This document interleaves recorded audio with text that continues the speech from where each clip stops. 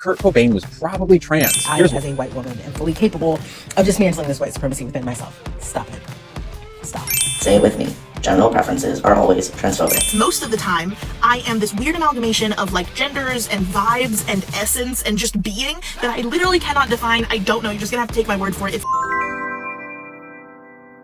Hello, everyone. Welcome back to the Jack Jewell podcast. And whether you are listening on Apple Podcasts, Spotify, or watching on YouTube, I am very glad to have you back here with me. So thank you for returning. If you are new, welcome. My name is Jack. On this podcast, I discuss politics, social culture, LGBT issues, whatever we really fancy. Normally it's about LGBT because I'm gay and that world's pretty crazy right now. So going solo today, actually, looking forward to it. Last time I had trans woman Briana on the show, so go check that out. That was great. Today, lots of crazy stories to get through. Davina McCall, UK presenter, has been one of the latest cancellations, this time from the gender critical side. We have cats identifying as non-binary. Apparently, that's a thing. And then, of course, favorite sections, woke TikToks. So let's get right into it. I've told 100,000 primary school kids I'm non-binary. Already sounds great. Off to a great start. A groomy start, a disturbing start. This was an article written by someone called Jack Lynch, and I'm ashamed to see that he has the same name as me, but hello. Talking about you here, Jack, because, you know, we have beef, apparently. He wrote an article with this title and then got piled on, so then changed the name of the article to, I came out as trans to a 9-year-old. Their response floored me. Now, I don't really think one is better than the other. I mean, the second one is more creepy from a, personally, I came out to this one 9-year-old.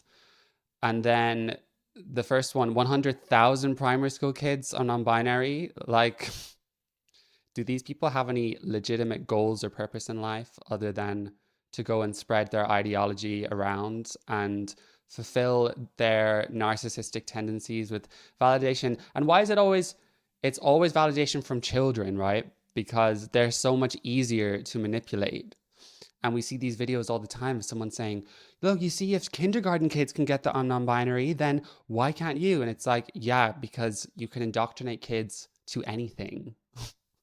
That is not a feat. You can convince a 4-year-old that Santa Claus exists. So why would you use that as a measure? Everything is in opposite land for these people, but that's the world we live in. So Jack, if you're not if you're not watching, he's basically this guy with a beard, and sometimes he wears a skirt and a dress. That means he's not a man, apparently. Again, opposite land. He wrote this article telling us about his childhood, his upbringing, and I have a lot of empathy for his story. I mean, he talks about before he started school, being able to dress in dresses and play with lots of girly things. But then going to school, which was a lot more gendered, ended up sort of reversing back and wearing more typical boys' clothes. This caused him a lot of distress, suffered a lot of bullying. Again, so much empathy.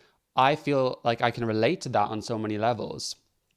Now, where Jack, I think, misses a trick and some sort of wires have been crossed the wrong way is that this article finishes with this, lovely ending saying, I finally discovered my true self, which was non-binary. So it's like you got 9 steps there, but then you fell on the 10th one, Jack, because if you spent your whole life as a man and a boy not being able to fit this gender stereotype box and suffering bullying as a mistake, then in my eyes, a way to actually break through from that is to realize, even though I am a man, I can do all these things. But it's not enough. It's not as much of a statement to say that, you're not going to get as much praise. You're not going to be able to say I'm trans, which is a very big thing. He does identify as trans and non-binary because, why not adopt 2 labels other than one? I'm Jack. My pronouns are they, them, and I identify as trans and non-binary. He works for this LGBT workshop company that basically go around to schools Schools pay for this and they indoctrinate kids. That's to put it lightly. It's called Pop and Olly. Pop and Golly, it's disturbing, I would say, to say the least, the kind of things that they put into these children's minds. And you can see from the whole title, this is not about the kids. This is about his identity, his validation. And because he believes that wearing a skirt and a dress does not make you a man, then now he's taken it upon himself as a career or a side hustle. I really hope it's a side hustle because that would be depressing. But taking it upon himself to capitalize on this and then spread the message around to children. So no, it's not an article saying, I've inspired 1,000 kids to leave a gang or to get off the streets or to want to go to university or something like that, even though we all know the universities are fucked at the moment. But no, it's I've told 100,000 children I'm non-binary. Does anyone see how twisted and disturbing that is? Is that an achievement? I mean, it's achievement in terms of time, but would you not rather be doing lots of other things that would actually be productive instead of this hypocritical gender ideological spiral? Obviously not. So Pop and Olly, this is the kind of stuff that they educate kids on. When we were born, it's likely a doctor or nurse looked at our body and gave us a label based on what they could see. This is often called a person's assigned sex, because it is a label that has been assigned or given to us. Sexual orientation explained. Gay. Men who are attracted to other men. For someone who is pansexual, gender may not be important. Some people don't identify as either male or female. Some people feel that they are a mixture. Non-binary will look and feel different for everyone. How do you explain privilege to kids? Imagine a world of shapes where triangles are in charge. All the doors are triangle shaped, along with the beds, chairs, and clothes. Okay, that was enough as I could handle in this moment without throwing up. What gets these people out of bed in the morning? I have no idea. I mean, I can look at it in one way and say, obviously we all think we have good intentions, but this is super creepy. All right. And not only are you kind of spreading this kind of harmful gender ideology, but from the moment kids are born, they are essentially colorblind. Kids do not come out of the womb racist if they're white. And what would actually be progressive for little kids is to raise them in a way of, it doesn't matter what a person looks like, treat people as an individual. Like, it's that simple, you know? Especially, it's coming at them from every angle that they have to feel guilt because they're white and that they'll always be more privileged than another person. 2 babies come out of the womb and they have the same level of privilege in Western society. I'm just going to say that, unless they are from different socioeconomic backgrounds, have abusive parents, that kind of stuff, right? Part of a cult. I mean, these kids that they're indoctrinating are going to be less privileged than everyone else because they will likely get confused, start explaining their sufferings with these odd identities, genderqueer, and then in some extreme cases may even result in medicalization. I was talking to a teacher yesterday, and he's a really nice guy, but the topic of sex ed came up, and this is primary school, so I think he teaches like age 11, and I said, out of curiosity, do you teach about gender? And he was like, yeah, well, not too much, but I basically tell the kids, gender is socially constructed and sex is biological, but you can choose your gender. And I was like, okay, we're already way too many steps too far. Even just that, telling kids, oh, sex is biological, but you can choose your gender. Like, what do you think kids are going to do with this information? They are going to go and run with it. And they could be being taught many different things about being a good person, being a good friend, doing well at their school subjects. And I think it's easy to look at this material the way they're being all like, what's privilege?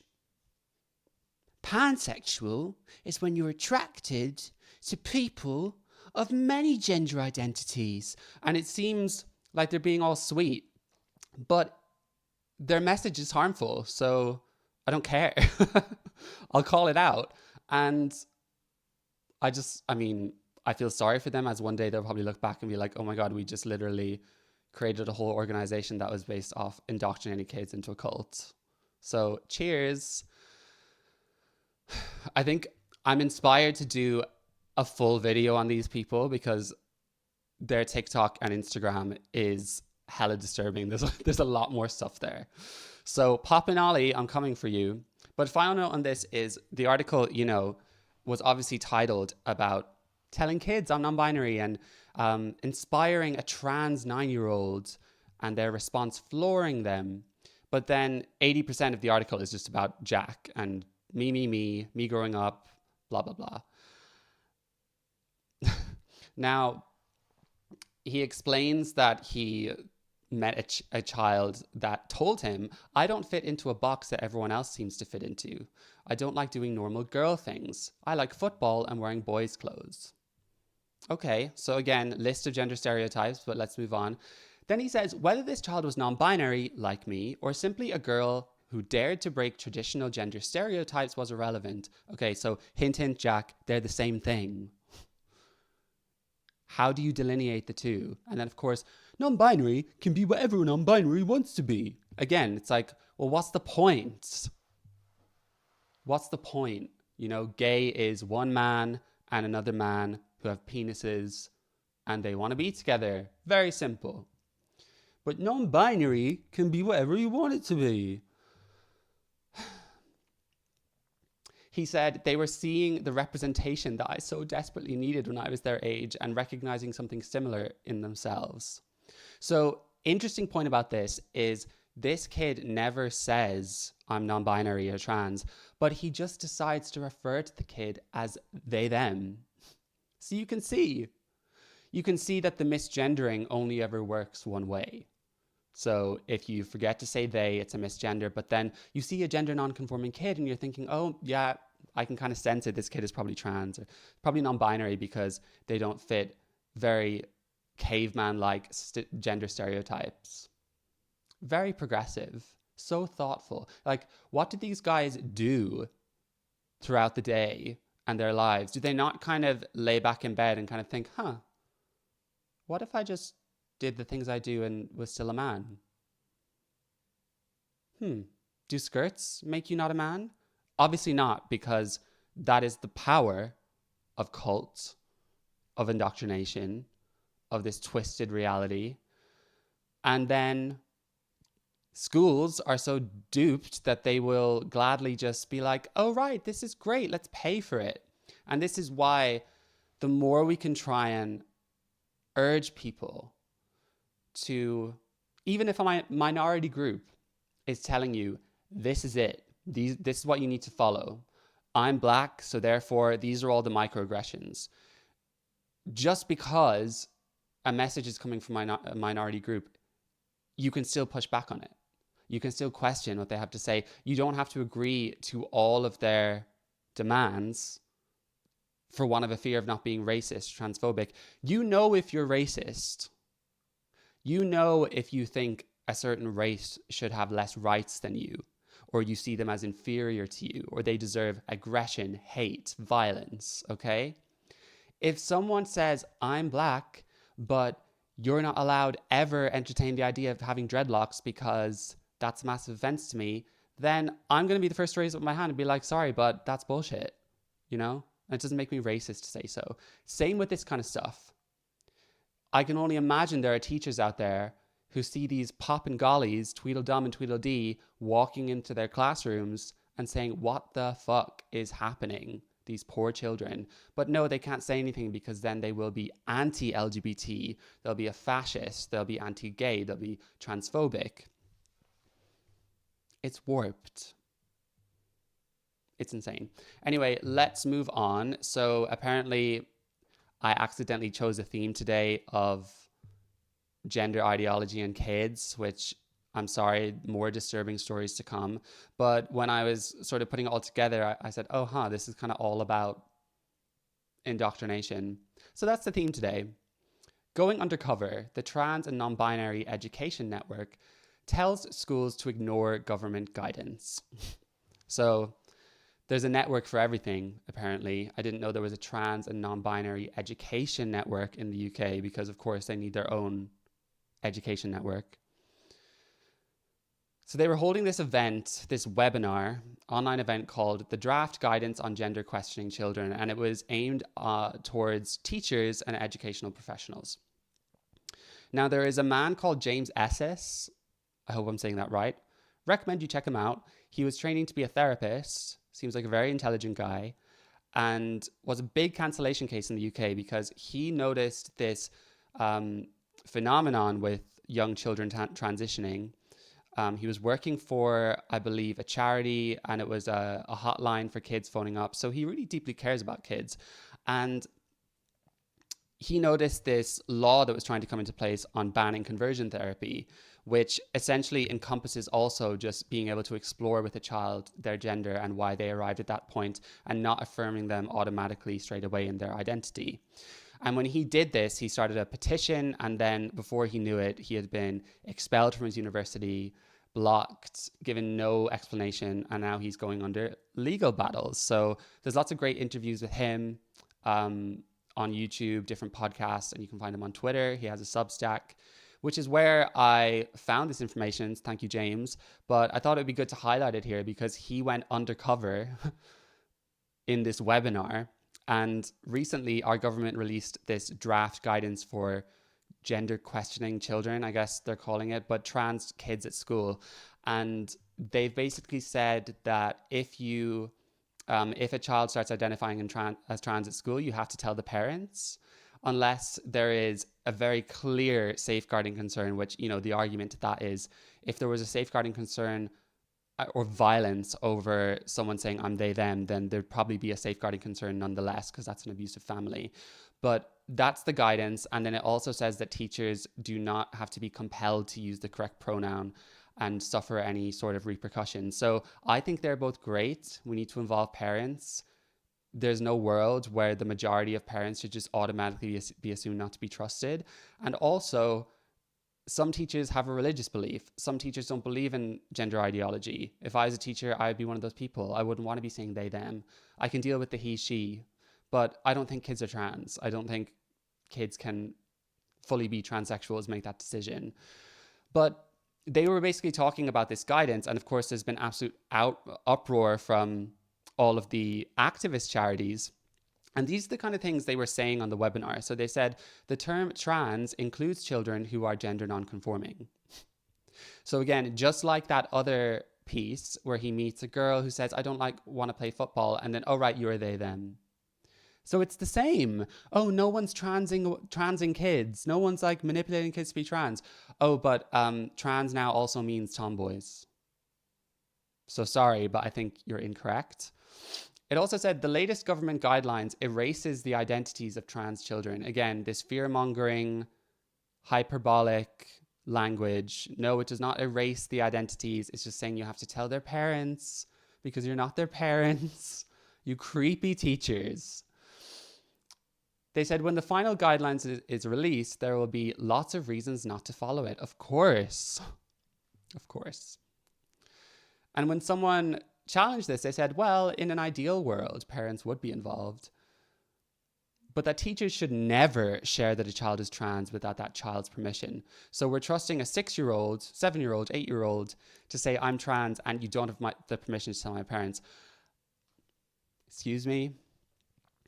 What about a child saying, I'm sexually active, but you don't have the permission to tell my parents? Do you see the kind of bounds we're getting into here? And I do believe, people obviously, of course, inflate the idea that these people are predators. And we use the word grooming in the context of indoctrination. So I think you can sort of use in that context. I prefer to say indoctrinate because grooming has a more sexual connotation. However, conservatives will sometimes, with a broad brush, just say all these people are, pedophiles, predators. So I don't think that's true, but I do believe that there are higher powers in this whole system who are in it for nefarious reasons. So when we talk about WPATH, the World Professional Association of Transgender Healthcare, something like that, they are messed up. They have guidelines in their healthcare policies about eunuch identity. So men who have a gender identity that is not having balls, being castrated. And that is something that they are legitimately saying this is a health condition that you should treat. And there's a very disturbing gender doctor on TikTok called, her name is like Gallagher, I think, and she made a whole video about it, just like, oh, these are a really underrepresented group in society. Babes, like, there are men who have a fetish of having their balls castrated, you know? I don't judge that. Like, people have paraphilias and stuff. We can't control that.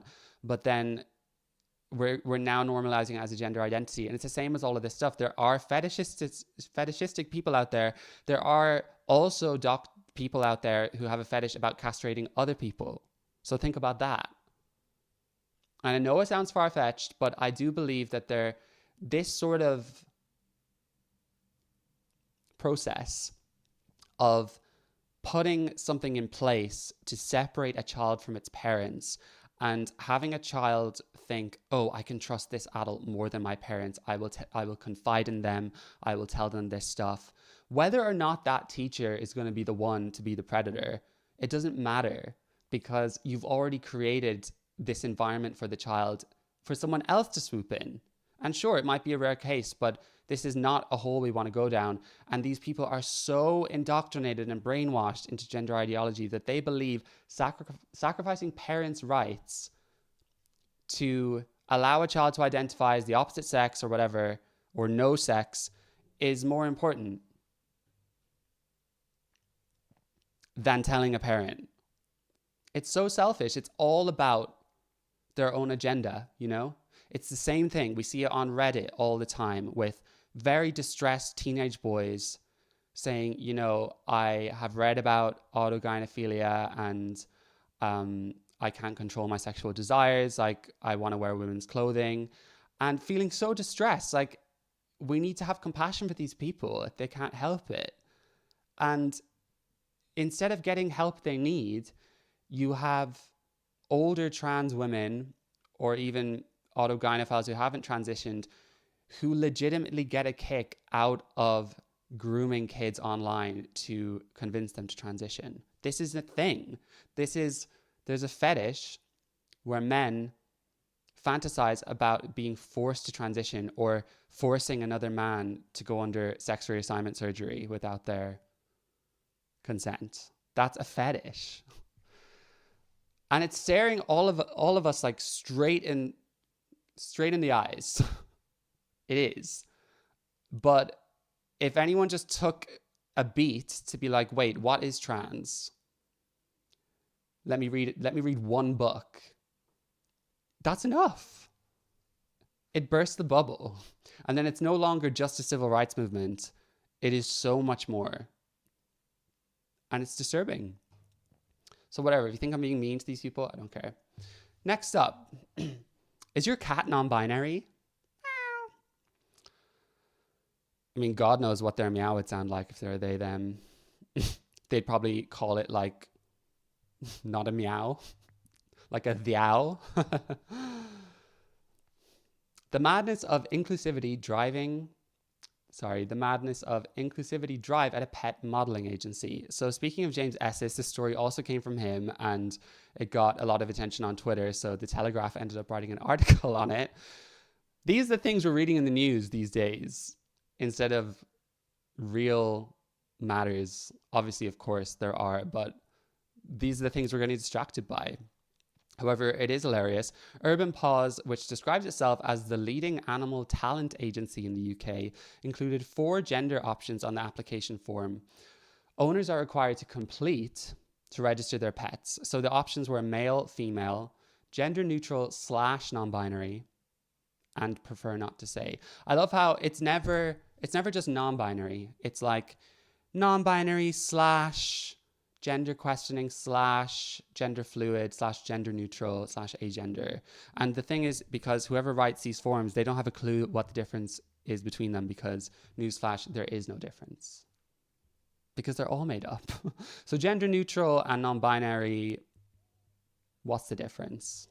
And prefer not to say. If anyone's out there and has a dog or a cat, and someone says boy or girl, and they say, I'd prefer not to say, they should not be looking after an animal.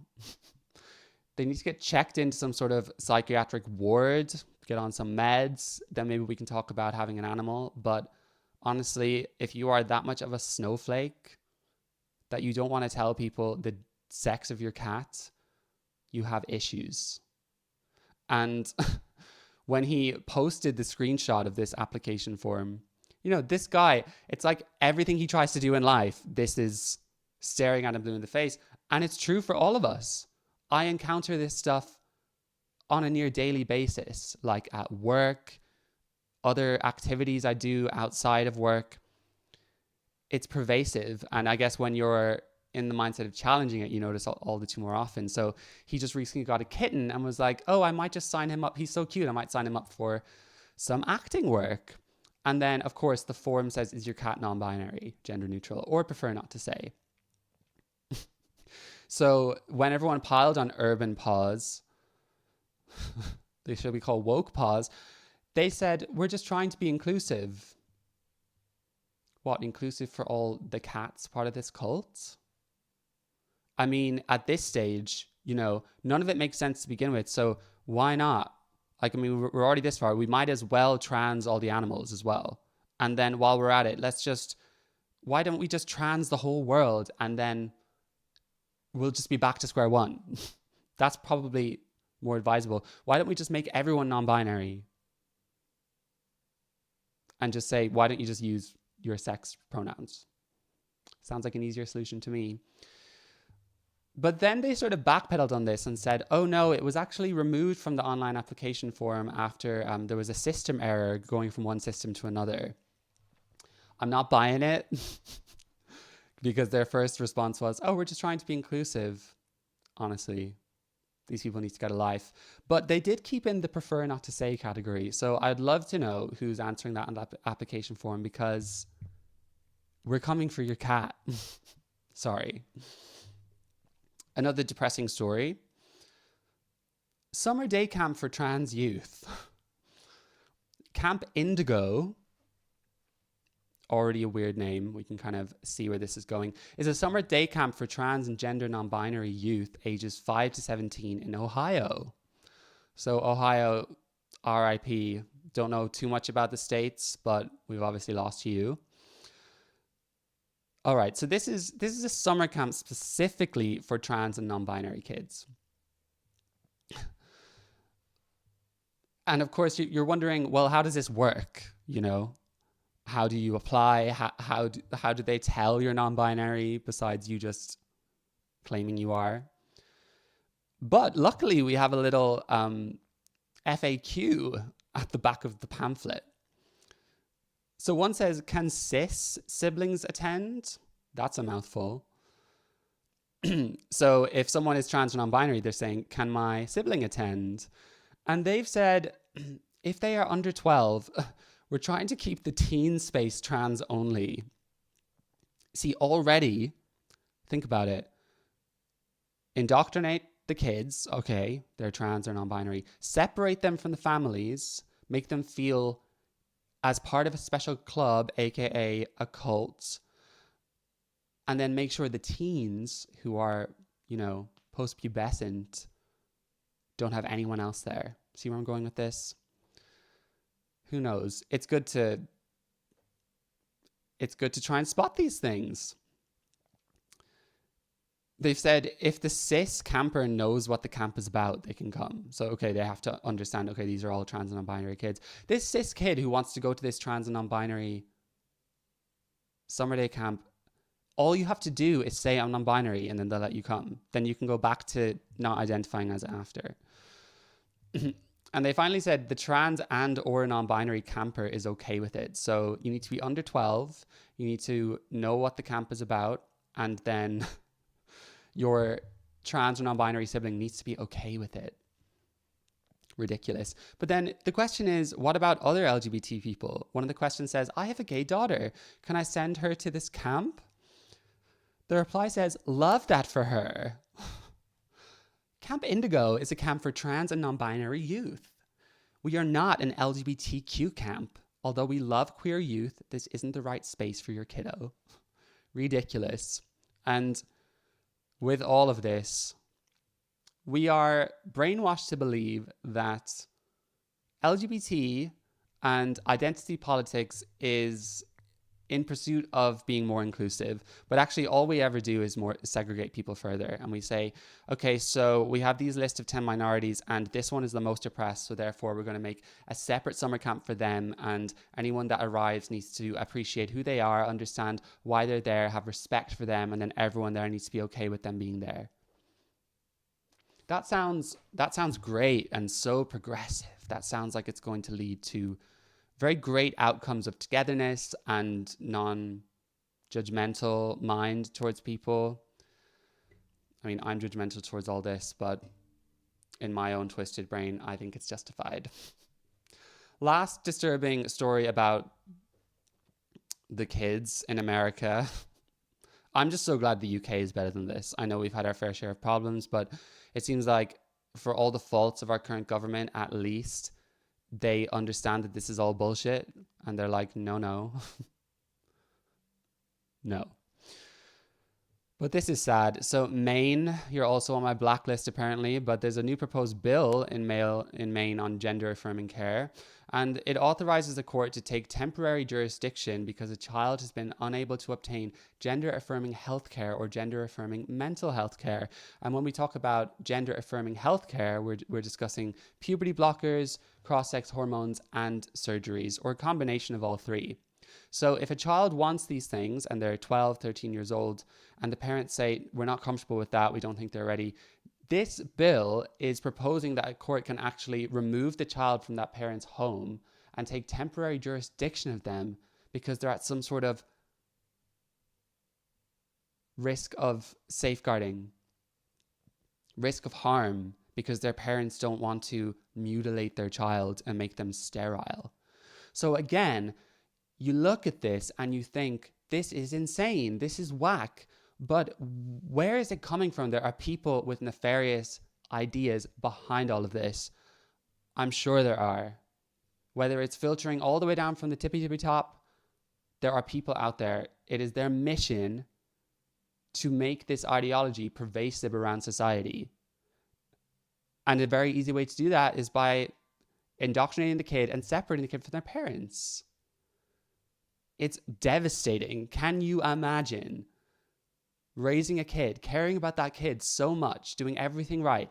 You know, these kids aren't necessarily even from tough backgrounds. Some of them just happen to have autism or a personality disorder or just a little bit of anxiety or, you know, find it hard to fit in at school. A lot of them are actually coming from very well put together families who love their kids. So what the hell is this? How is this actually happening? Who knows? Well, we all know, because there are some very creepy, fetishistic, ideological people driving this. And, you know, this is just one state, but I've seen numerous accounts from California and Canada of fathers, or I don't know if I've seen any mothers, I'm sure there are the same comparative thing, but where one parent affirmed the identity and wanted all the hormones and stuff, and the other parent did not. A story I heard just today from a Gen Spect panel, this dad was absolutely distraught. His child is 5 years old, and from the age of 3, he said the mother groomed the child to believing the child was a girl. So his child is a boy. And he didn't go along with all this, and then she took him to court, and now he has a restraining order. He hasn't seen his kid in 2 years. And he's lost his family to a cult. He's devastated. But yet the mother, this crazy liberal woke mother, Munchausen's by proxy mother, she's the one being praised. Oh my God, thank God you got out. Thank God for you. You got away from that, fascist. And this father, who would probably be very happy just to have a gay kid, is without a child. And how are so few people talking about this is the question. There comes a point when you have chances to speak out. And I understand that some people are in industries and professions, walks of life, where speaking out on this stuff, even in a personal life level, there's too much at stake. And I know some people who, are in the performing arts industry, and they have the same viewpoints as me, and they've said, there's just absolutely no way I can ever talk about this, because musical theatre, performing arts, if you've not seen my video, Why I Left the Left, I used to be in musical theatre, and of course have suffered all the backlash from those people, although I don't even care. There's not a chance you could talk about this. And when we think about people seeing these things, and it's not just about gender, it's about race, it's about Israel, Palestine, it's about everything happening, because there's always good and bad, evil and angel and devil, probably should have said. But people just look at the world through this is the villain, this is the hero. It's so simplistic. And then anyone who has a bit of nuance to add to the conversation has to be terrified. So I just feel it depends on the kind of person you are, because for some bizarre reason, I felt like I wanted to do this. And I've always been someone who just finds it really difficult to accept when something is unjust and there is some sort of injustice happening. Goes back to my childhood and my father, but yeah, I mean, not only did I sort of just burst into the online sphere talking about this, but it kind of all snowballed at once. But I just want to say that, if you're someone out there feeling like you can't talk about this around family, friends, work people, I really feel you. It's tough and it's scary. And I would imagine a lot of my audience are LGBT, so I think it's even more prevalent in those circles. But I think we can all try and make some progress by taking baby steps, little steps, what's the sort of one crazy policy that you could maybe bring up in conversation and just, get that conversation going a little bit and do your part. The majority of people will never talk online about anything, let alone this. So that's not what I'm saying, but I just think it would be great if we could inspire people more, because what's so frustrating about all of this is that it's the silent majority who is not woke, but then the wokies are ruling the playground. So if everyone just came out at once and said, these are all the things I disagree with, that would be it. Well, maybe not be it, but it would certainly be progress. But instead, you just have these industries, these institutions with people at the top making all the calls. It's a dictatorship. But anyway, I digress. Last story up here is on Davina McCall. So she was the latest to be cancelled on Twitter, actually from the gender critical side. She is pretty famous in the UK. She's an still probably presenter, but well known for presenting Big Brother for years. I really like her. I think she comes across really well. She's done many different things in life, exercise videos. She's written a book on menopause, and she's writing a second book on menopause currently. And she posted a video to Twitter saying that she wanted to make the book more inclusive. And this is where it all started. Hi, I am editing my book, and I've just realised that there is a glaring omission. I really would love to hear from you if you are a trans man or non-binary and you have ovaries and your hormone profile is still the same, and that you are experiencing menopause in some way. You're very underrepresented, and you were about to be underrepresented in my book, which is a terrible thing, and I'm really sorry about that. But get in touch. or just tag me or tag anyone that you think might be interested in telling me their story. I'd love to put you in the book. All right. There's quite a lot to unpack there, but I mean, as a compliment, I think she's a very sweet woman. I don't think she has nefarious intentions at all. I do think it's hilarious, just the mental gymnastics that has to be said just to say, if you're a woman, please get in touch. It's like, if you are trans or non-binary, or your hormone profile is the same, or you have ovaries, babes, like, you can just say if you're female, and it doesn't have to be assigned sex female, because we're all male or female.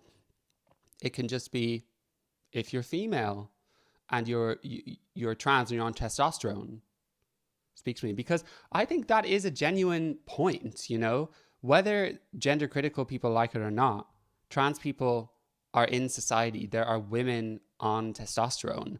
And when it comes to the menopause, that's something where that profile is very relevant.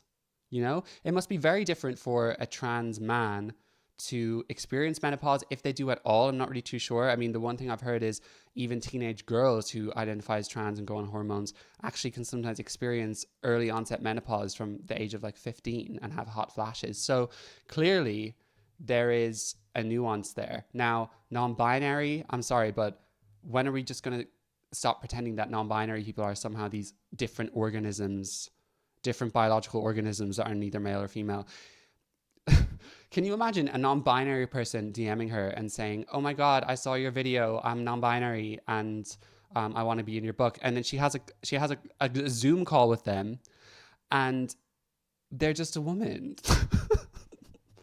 And there's a chapter in the book that says non-binary section, and it says, if you are female and you identify as non-binary, then you can just read all the other chapters. End of. I mean, am I missing something here? But people will probably argue, oh, but, you know, it's a different experience and like they might not relate to their menopause. And babes, I think the majority of women probably don't relate to their menopause.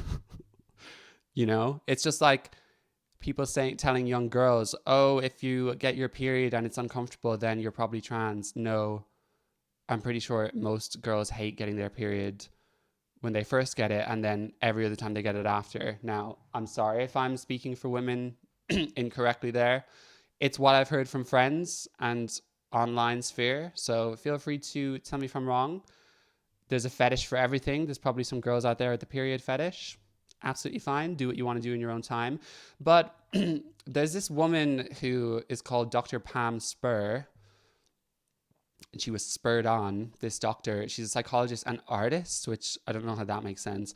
But she said the quote unquote terrible thing at This Is Davina is you've brought into gender ideology. You've bought into gender ideology. It's tick emoji, misogynistic, tick homophobic, tick totally unsafe for children. Many women won't buy your book now because women are sick to death of being sold out by the gender cult. Listen to women, #sex matters. So again, I mean, I don't hate it. I don't disagree necessarily. I think freedom of speech, she has a right to say what she did. I think it's pretty like inflammatory, but each to their own. And I guess you can make the leap that even by simply acknowledging trans people exist, you're like somehow fueling the gender ideology and people will be convinced to transition and erasing more gay people. I can see that. I mean, it is, the thing is, if we only talk about trans positively, then that is an outcome, right? If we were able to actually acknowledge the pitfalls of trans and the drawbacks to trans and the types of people who are trans, but it's actually more of a sexual thing and all of these nuances and stuff, then I think we could also channel the good sides of it. And then if someone's like, yeah, I am a woman identifying as a man on testosterone, so this chapter in this book will help me. But making this leap by her just saying this and then somehow she's buying into misogyny and stuff, I don't think that it's that simple. So I personally believe this Dr. Spur, the artist, the doctor of artistry, was taking a bit of a leap, but let's see what she had to say. I was furious to see that she's appealing to what is most likely many vulnerable women who have bought into the fallacy, the fantasy that they were born in the wrong body. Early menopause is brought on for many of these women who take masculinizing hormones. Well, I was surprised and disappointed. Yeah. The post to her was forthright. I did not feel it was rude or aggressive. Now, when I get a forthright tweet like that, I either answer it or ignore it. I block tons of people who use vile language, make horrible accusations, or keep coming back at me. I block people all the time for that, but not from someone just stating frankly and forthrightly their opinion. So she's playing the victim, saying, I just made this post and then she blocked me, and I would never block someone like that. Just because she blocked you doesn't mean that she's just evading the fact that she's in the wrong. Which I would argue it's not that simple. But maybe she just doesn't want to deal with this bullshit and she has other things to be doing. And just in a similar way that you have a right to write a post like that, she has a right to block you. And you don't have to go on the news to whine about it. But then Davina, and this is why I like her, she did make a video in retort. Hey, somebody just sent me a message going, oh, you're getting piled on. I was thinking, oh my God, what's that for? You guys are quite late to the party. I talked about this 2 years ago.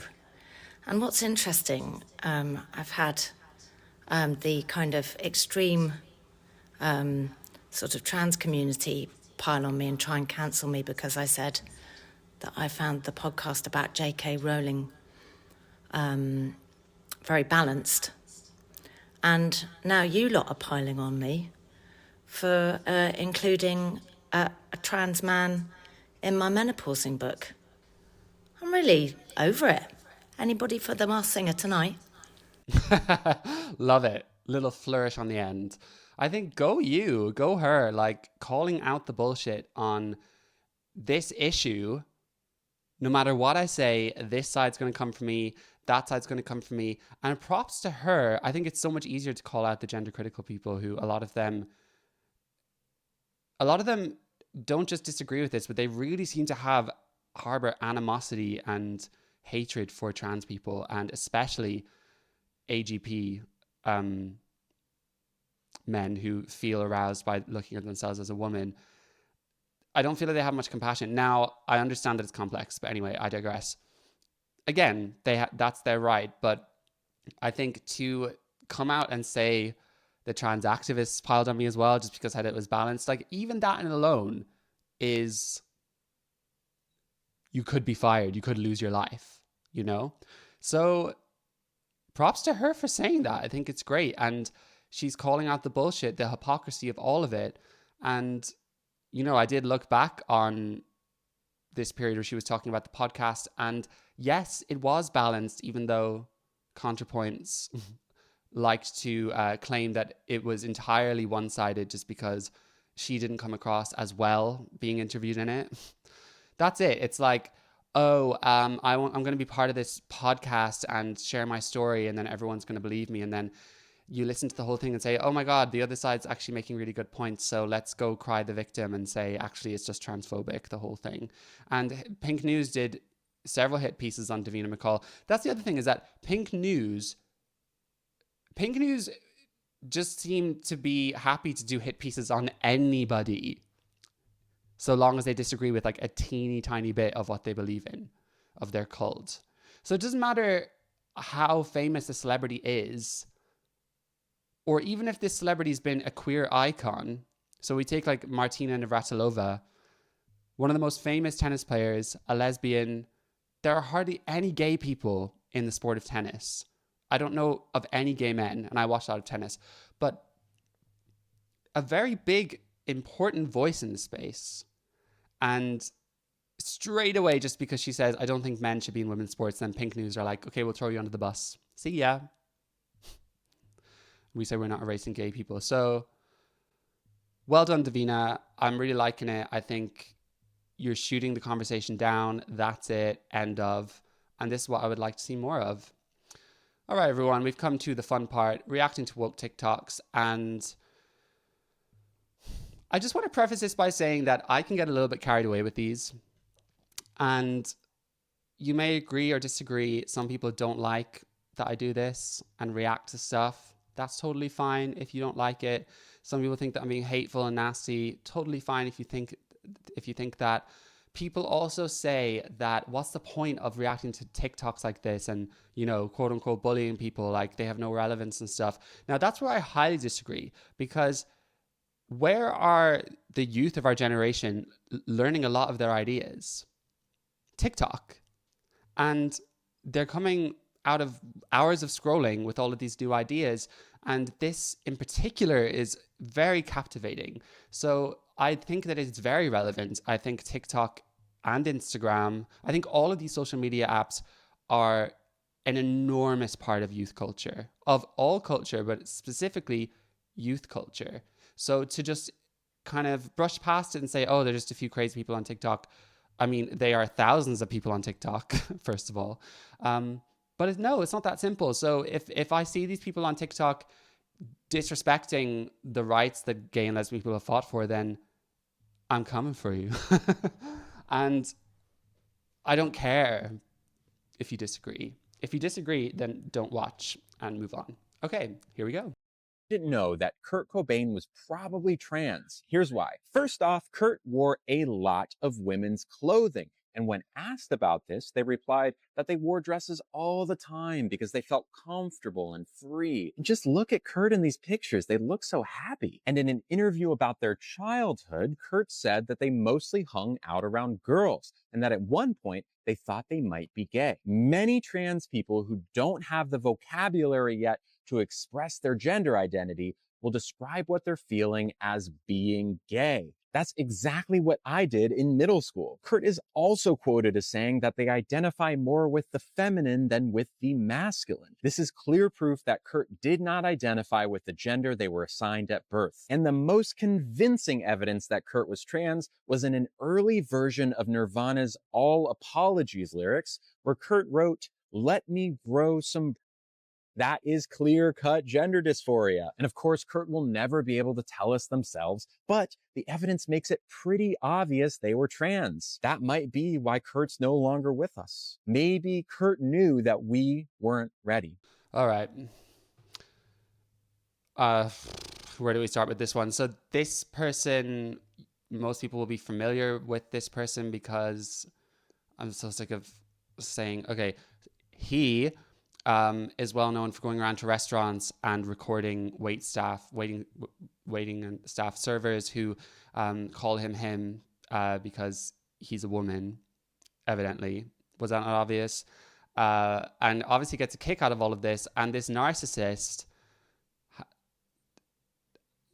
if you see this person's channel and you think, oh my God, this cute transgender woman, again, it's staring at us blue in the face.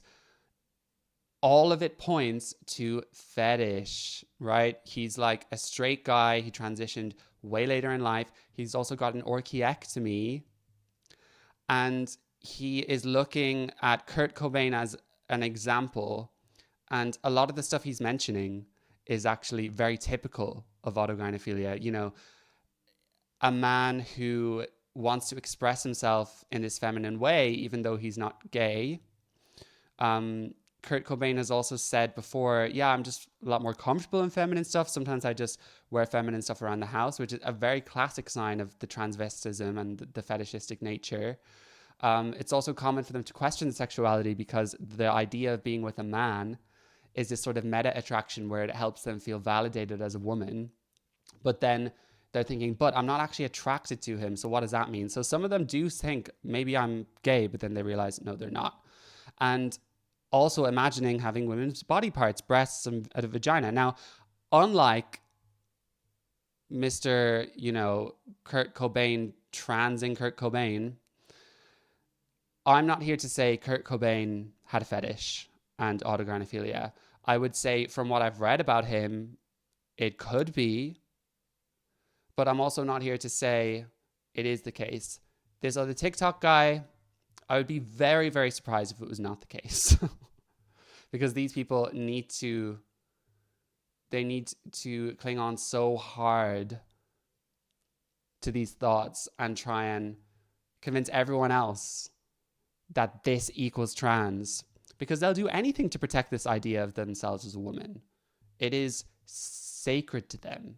They are in love with themselves with that.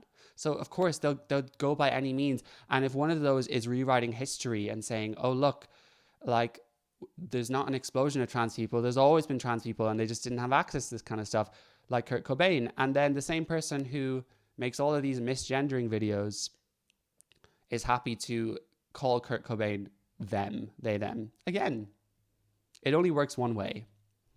Over it. Yes, genital preferences are always transphobic. You're welcome. No, but seriously, deciding that you don't want to be intimate with someone because of the genitals they have is transphobic, particularly like if you think about, in this case, this means that this person is not open to dating trans women, which invalidates their women. Yeah, I'm not. Not only that, it makes assumptions about the way that trans people are going to want to use those genitals. The idea that trans people use the body parts that they have in the same way that cis people with those same body parts do is transphobic. Say it with me. Genital preferences are always transphobic. Say it with me. You are not a gay man and you will never be a gay man. I'm really sorry, babes, but in any twisted world, even the twisted worlds, you are not going to walk into a space of gay men, and I mean actual gay men, not bisexual men, not men with the fetish for trans men, gay men, and think that they are going to want to get you naked and have sex with you. It's not going to happen.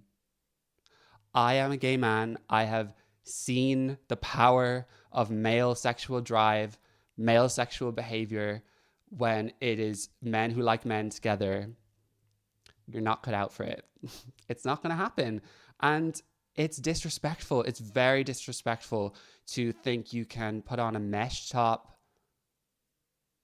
and go into gay male spaces, go on Grindr and say, genital preference is transphobic. Say it with me. Genital preference is always transphobic.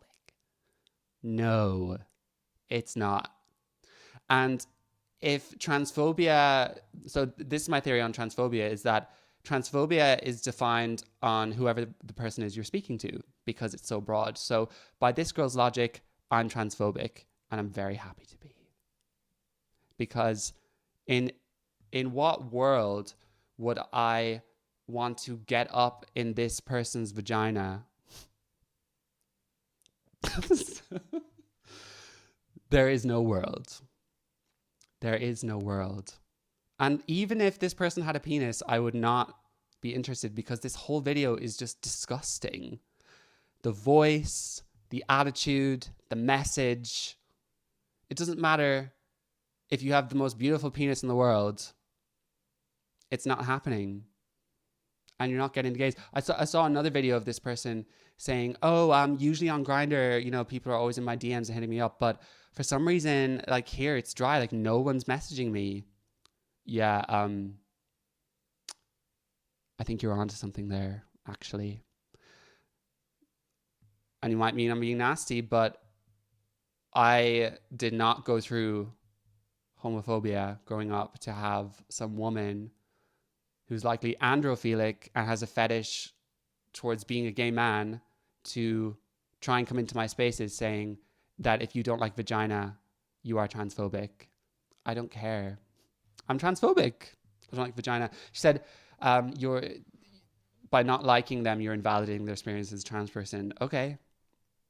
And if you feel invalidated by the fact that I don't want to sleep with you, then off to you. Honestly. So this is a friendly reminder to white women who are working with someone on their anti-racism and healing journey, right? So I know that one of the things that happens with you guys is you go to this place where you might need to schedule an additional session, or you might be really struggling with something, and then you have this thought of, oh, I don't want to bother them, right? And I'll figure it out on my own. That is that supremacy thing coming up. You believing that even though you have these things ingrained in the foundation of who you are, that you will somehow, in your superiority, be able to crawl through the fog and the chaos and all of that stuff to get to clarity without assistance from a Black person. Oh, I don't need the Black person to help me with this. I, as a white woman, am fully capable of dismantling this white supremacy within myself. Stop it. Stop. No, you need the help. That is why you're working with this person. Does that mean you might need to schedule additional sessions? Yeah. But keep in mind, when we talk about how it is not Black women's responsibility to do these things for you and provide these services for free for you, recognize what we're saying is for free. We're expressing that we will do these things, but you will pay us for our labor. We're not providing the labor for free anymore. That's what we're saying. If you are a paying customer, you are a paying client, and you need to schedule an additional session, baby, schedule the additional session. My God. Do you remember what I said about being able to push back on ideas, even if they're from a minority group? This is it.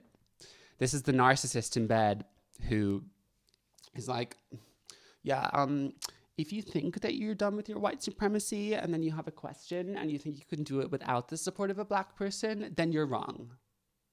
And you need to schedule another session with this. So just a bit of context, this person runs an organization that charges white women $6,000 to do a course in anti-racism and ridding their white supremacy away. $6,000. What the hell is going on? You have these woke white women who are obviously so sexually frustrated that they put their energy into this and pay this narcissist who is, sitting there in bed saying, no. We don't work for free anymore. That is like, I think that's my favorite line from it, because of course you need to bring in this slavery. Fun fact is that back when Americans enslaved some Black people, only 1% of all white Americans were involved in the slavery or had slaves. So actually 99% of America was never involved in that, the white people. And then with, lineage reproduction, then those statistics have become even more diluted. So you have a huge probability that you are not of a lineage that was enslaved if you're Black and in America. That's just a fact. And even if you did, this woman was not enslaved. And she says, no, we don't work for free anymore. Fuck off. This is what you want to do with your life, is making other people feel guilty for stuff people did in the past that has not that much to do with us anymore. I'd argue nothing to do with this anymore. The only reason it has so much to do with you is because you're making your whole life about this, and you're making money of other people's vulnerabilities, and obviously innately they want to be good people and give back to society, and you are exploiting them for your own narcissistic agenda. And then you'll still sit up there in bed, we're all privileged to have a roof over our heads and have a job. And not only do you have those things and access to the internet, everything, but you are able to set up an organization where white people pay you for you to tell them how racist they are. And somehow you are still oppressed. Again, opposite land.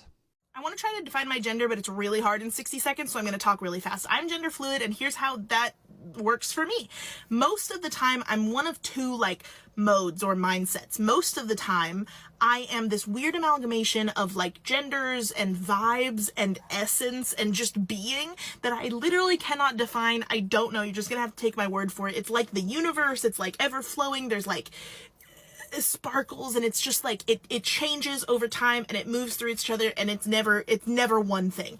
And then other majority of the time I'm just a void. There's nothing there there's just an absence, and I don't know how else to describe it. So either everything or nothing. Those are the two that I'm usually in. But then every once in a while, and I don't know where it comes from, but I'll just be thrust back into a binary. I'll just be sitting there chilling, enjoying my life, and then all of a sudden I'm a man? Like, who asked? Or a woman? Since when? Okay. Couple of things here. The first would be, if anyone saw this video or heard an audio of this girl in the 70s, there would be 1000% confirmation that she's on acid or LSD or mushrooms. Think about everything she said. Oh, I'm this amalgamation of genders and vibes, and it's like the universe and all these things, but then I'm also a void, and then it's nothing. Like, babes, you're on a trip and you're experiencing ego death. It's not fun. That is what this sounds like. So you can see how powerful this ideology is, that they don't even need to take drugs to have these experiences and convince themselves that because they have something called a personality and a temperament and likes and dislikes, and that some days they might be a bit grumpy because they didn't get that much sleep or they haven't had their coffee. And some days they might be a little chirpier or feeling a little more humorous. But that means that you are a mix of genders and vibes and a universe ever flowing and a void. And that some days you're a man, some days you're a woman. No, it's called being human and having emotions and having a personality. But I would argue that you're actually robbing yourself of the chance to develop a personality, because this is all there is gender. And then, you know, again, none of them just sit back in bed like that other disgusting woman thinking, I wonder why all the other non-binary people have green hair. Meh. Am I the only one? Okay, last one, everyone. Hey TikTok, just wanted to let you know that I am pushing my gay agenda on everybody.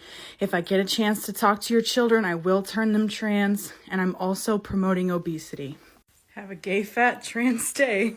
The funny thing is that this is sort of trolling, I think, and making a fun out of what right-wing people will say. But she isn't wrong, is the issue.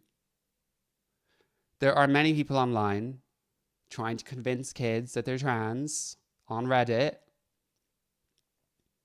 rewriting stories about Kurt Cobain, saying that he was trans and he just didn't know it.